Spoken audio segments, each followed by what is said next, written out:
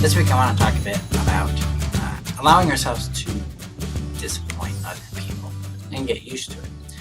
When we deal with the idea that approval matters, we begin to curtail our behavior.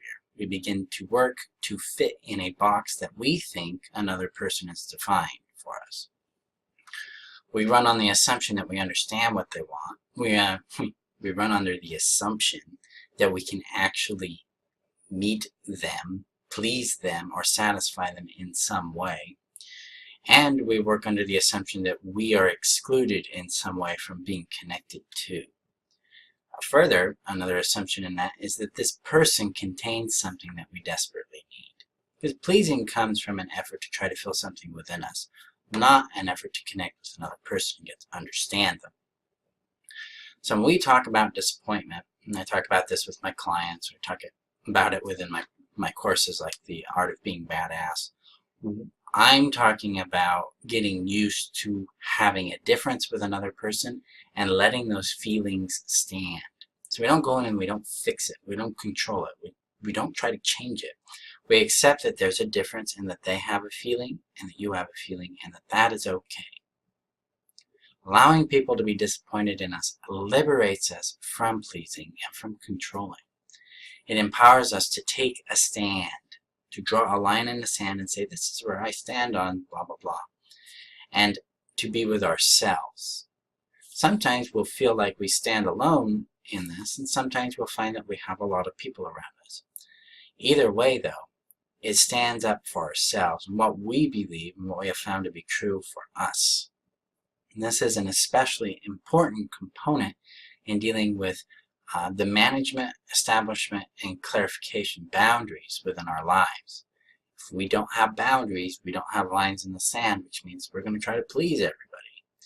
But if we have boundaries, we have a place where we stand on yes and we stand on no with things. This will cause people to not like us. This will disappoint people. It's supposed to. Because through that disappointment, we gain clarity about where they fit with us. And that's the key here. The question in any relationship, new, existing, or long-lasting, how do they fit with me? It's not how do I fit with them, how do I please them, how do I make them happy? How do they fit with me? When I know how a person fits with me, then I know how I can authentically, genuinely contribute to their world in a way that works for me and them. It creates that reciprocity that works for us. When I'm trying to fit with someone else, I'm altering myself in a way that communicates to them a falsehood. I'm teaching them something about myself that doesn't actually exist within me. And this is where we discover burnout. This is where we find ourselves stuck in things we don't enjoy. And we start to panic and control more, and we deepen the well of pleasing and controlling and fixing and caretaking. And that's what's got to stop. Is we've got to become comfortable enough to say no. We've got to become comfortable enough to disappoint people. We've got to be comfortable enough to live without the approval of other individuals. It is essential to our mental health. It's essential to our long-term personal happiness that we give approval up and we start getting comfortable with disappointment and with the discomfort that comes with that.